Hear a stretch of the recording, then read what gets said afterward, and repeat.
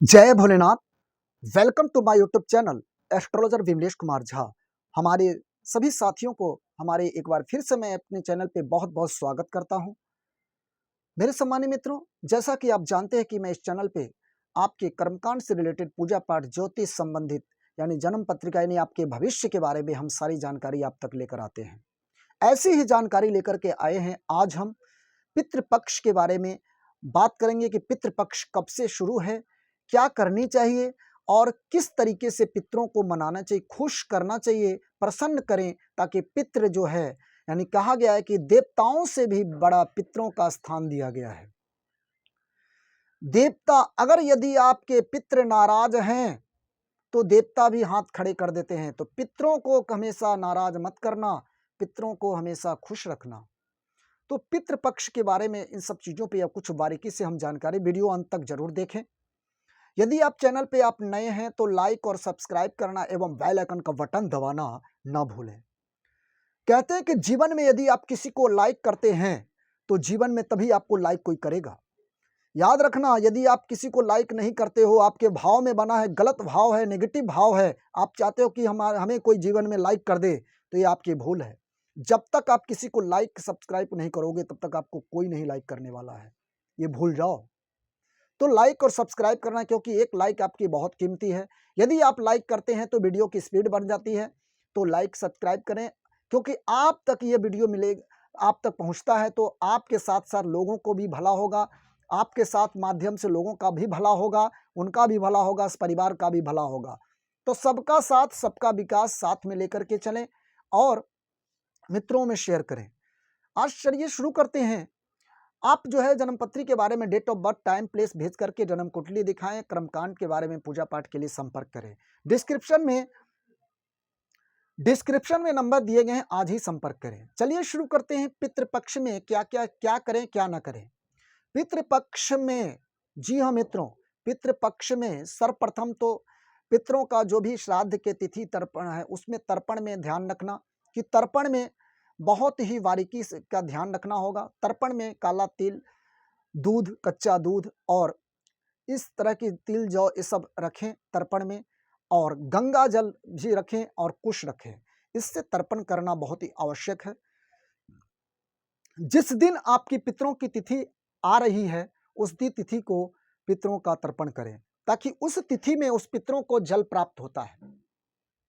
तो पितरों को यह ध्यान रखना बहुत ही जरूरी है कि पितरों को तर्पण में बहुत ही कहा गया है कि जिस दिन तिथि हो उस दिन स्नान, दान, तर्पण यह बहुत ही आवश्यक है, ताकि आप ये चीज आप करते हैं तो पितरों को तभी प्राप्त होता है। लेकिन हाँ, याद रखना कि पितरों के लिए कभी भी नेगेटिव भाव मत रखना, हमेशा पॉजिटिव सोच रखना। तो कि पॉजिटिव सोच रखोगे तभी आपके ऊपर पितृ कृपा आशीर्वाद प्राप्त देंगे आपको।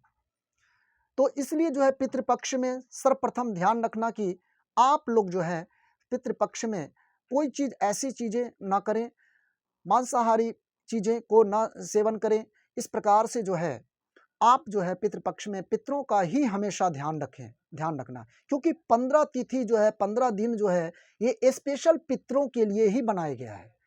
यदि आपके पितृ नाराज हैं तो आपको कोई भी कुछ भी नहीं कर सकता है, कोई माँ का लाल आपको नहीं बचा सकता है।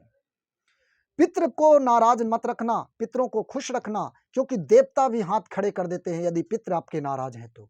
पितृपक्ष में हमेशा जिस दिन तिथि हो आपके पितरों की उसी दिन तर्पण करना, और गंगा जल, दूध, काला तिल, इन सब चीजों से पितरों को तर्पण करना, जल देना, अर्पित करना, और हमेशा जो है एकदम सात्विक विचार रखना, किसी प्रकार से निगेटिव बात को ना रखना, किसी के प्रति सद्भाव व्यवहार रखना, हमेशा दयाहीन को हमेशा कुछ दान पुण्य करते रहना और गरीबों को दान देना।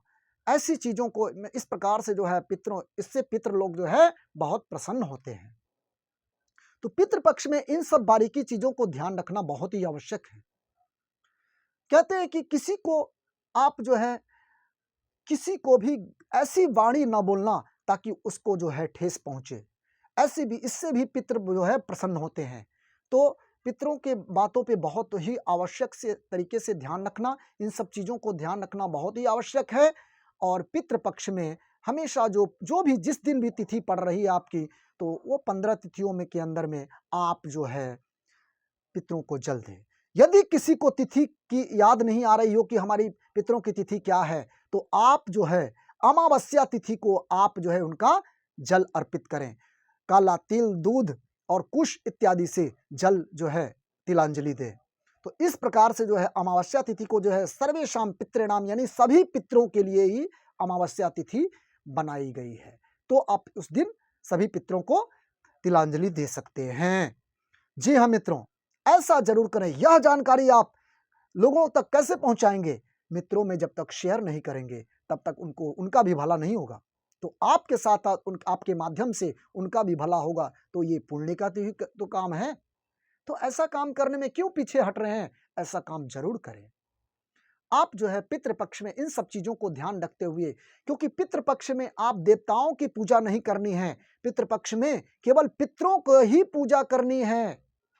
देवताओं को पूजा करेंगे तो देवता लोग प्रसन्न होंगे ही नहीं, क्योंकि वो तो सीधा बोल देंगे कि आप सबसे पहले पितरों को मनाओ, पितरों को प्रसन्न करो, हम तो आपके लिए हमेशा के लिए हैं। पितरों जो है 15 दिन में स्पेशल दिन होता है उनका, उनको प्रसन्न करो ताकि वो सदगति को प्राप्त करें और आपकी छत्र छाया बनाए रखें, आपके जीवन में किसी प्रकार की कोई त्रुटि या कमी ना आए और आपके लिए धन समृद्धि, सुख समृद्धि यानी छप्पर फाड़ करके धन खूब बरसाते रहें। जी हाँ मित्रों, इस तरीके से पितरों से आशीर्वाद प्राप्त करें और पितृपक्ष में हमेशा जो है वैदिक विद्वानों के द्वारा आप तर्पण करें, तो क्योंकि वैदिक मंत्र के द्वारा ही शुद्धि की जाती है और वैदिक मंत्र से ही पितृ जल स्वीकार करते हैं। तो वैदिक मंत्रों का उच्चारण करें, वैदिक मंत्र से जो है पितरों का तर्पण कराएं। तो ऐसी जानकारी लेकर के आए हैं। वीडियो को एक लाइक तो बनता है, क्योंकि लाइक यदि करते हैं तभी आपको कोई लाइक करेगा। तो लाइक करें, सब्सक्राइब करें। मिलते हैं अगले वीडियो में, तब तक के लिए जय माता दी, विदा चाहता हूं। जय माता दी, जय भोलेनाथ।